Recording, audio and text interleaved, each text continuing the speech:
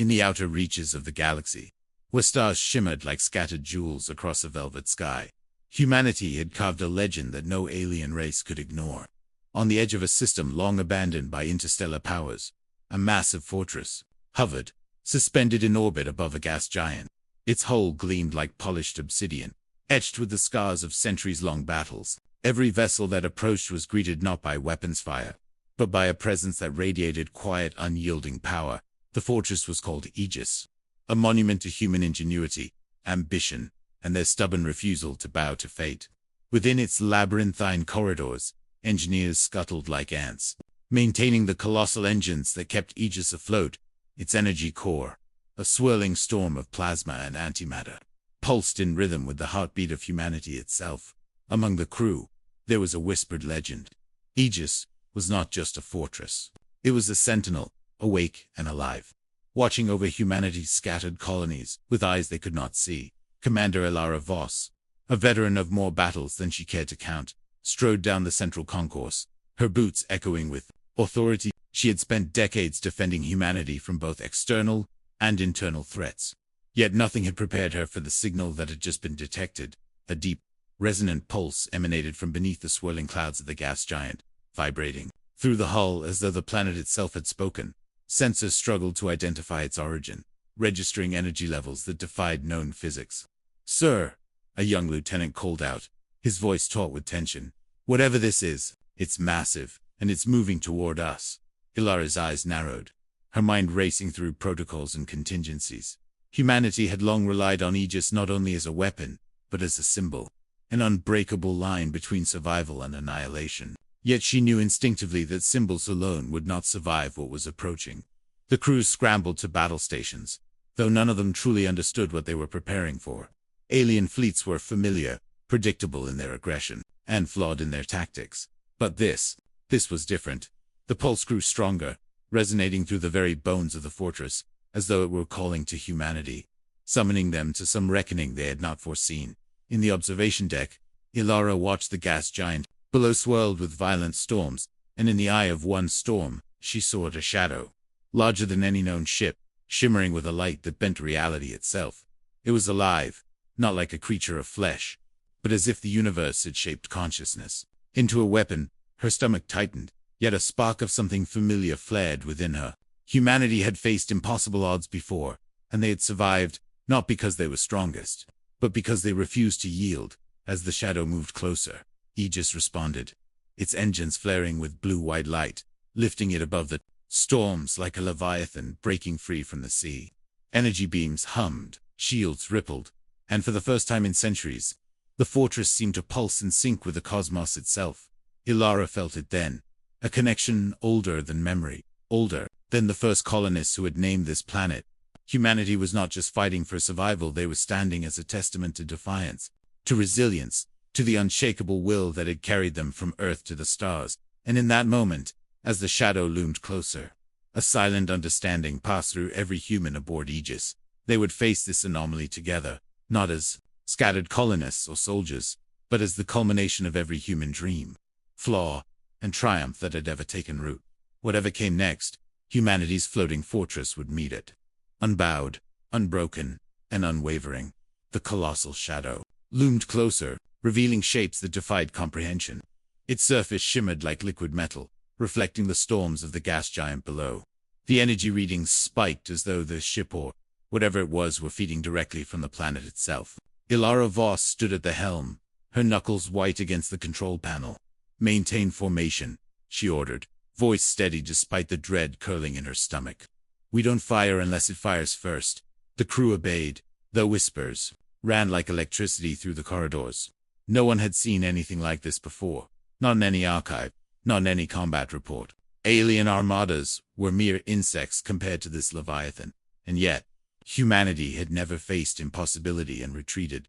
The fleet of smaller human ships accompanying Aegis flanked it protectively, engines blazing, but even their combined power seemed insignificant, mere sparks against the encroaching darkness. Suddenly, a wave of energy erupted from the shadow, and sensors went haywire. Aegis groaned under the strain as shields flickered, threatening to collapse. The pulse wasn't an attack in the traditional sense. It was probing, measuring, testing, like a predator examining prey. Probing the limits of its prey's will, shields at maximum, the chief engineer shouted, sweat dripping down his temple, but it's feeding on our energy. Adjusting with every defensive maneuver, Ilara clenched her jaw, realizing that brute force alone would not suffice. Humanity had always thrived on adaptation, cunning, and audacity, not sheer power, in the command deck. Scientists and tacticians gathered around, debating desperately. The shadow seemed to respond.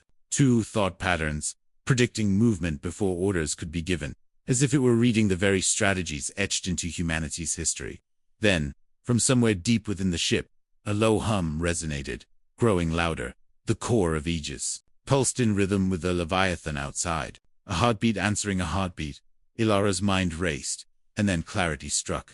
It's not attacking indiscriminately, she said, voice firm. It's curious, it recognizes something human in our energy, in our presence.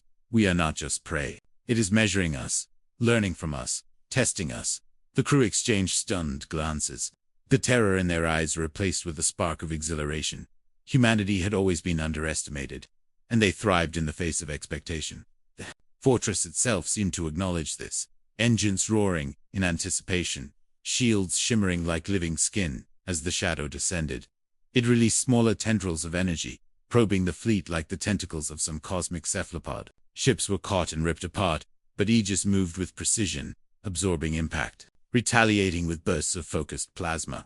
Humanity's ingenuity and resolve turned defense into countermeasures. They adapted, learned, and began to anticipate the alien pulses, matching the aliens' rhythm. Ilara realized with grim satisfaction that the fortress was teaching them how to fight as much as they were fighting it. Hours passed intense choreography, energy waves clashing against shields, lights flickering, alarms screaming, but slowly, the tide shifted. The Leviathan's probes began to falter, its energy pulses reacting with hesitation to humanity's maneuvers. Aegis had learned it as well, and Ilara sensed a rare truth.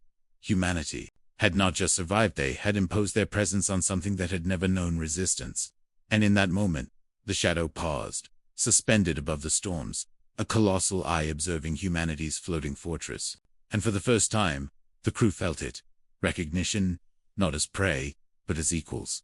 A silent truce formed in the void, delicate yet undeniable, between the anomaly and the floating fortress. Humanity had made contact, not through words, but through persistence, courage, and the ineffable quality that set them apart. Weeks passed since the encounter, and Aegis hovered above the gas giant, its hull scarred but unbroken. Inside, life continued, not with fear, but with a sense of purpose heightened by the trial. Engineers worked tirelessly to repair damage, soldiers drilled endlessly, and scientists analyzed every fragment of energy that had emanated from the shadow. Aegis itself seemed to pulse with renewed vigor, as if the encounter had awakened dormant capabilities long dormant within its core. Ilara walked the corridors, observing her crew, pride swelling within her chest. Humanity was at its best under pressure, inventive, daring, unyielding. The floating fortress was not just a weapon, but a crucible, refining those who lived within it, preparing them for challenges even greater than they could imagine. In the core chamber, a team of engineers monitored a fluctuating resonance deep within Aegis. "Commander," one of them said, eyes wide, "we're detecting a pattern, almost like communication. Not just energy, but signals embedded in the pulses.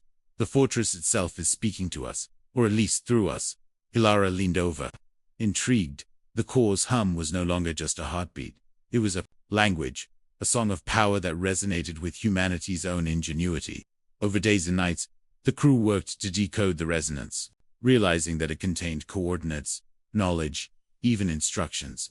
The fortress was offering humanity a path, not merely survival, but dominance, not through conquest of others, but mastery of themselves and the technology they had built. Aegis had always been formidable, but now it seemed alive in a new way. Aware of its purpose beyond defense, the first step was to venture deeper into the storm of the gas giant. Toward the origin of the shadow, using the resonance as a guide, Ilara led the fleet. Weaving through violent atmospheric currents, lightning fracturing the skies, the shadow reappeared, but this time, it moved aside, as if granting passage. Humanity understood instinctively that this journey was a test of their resolve.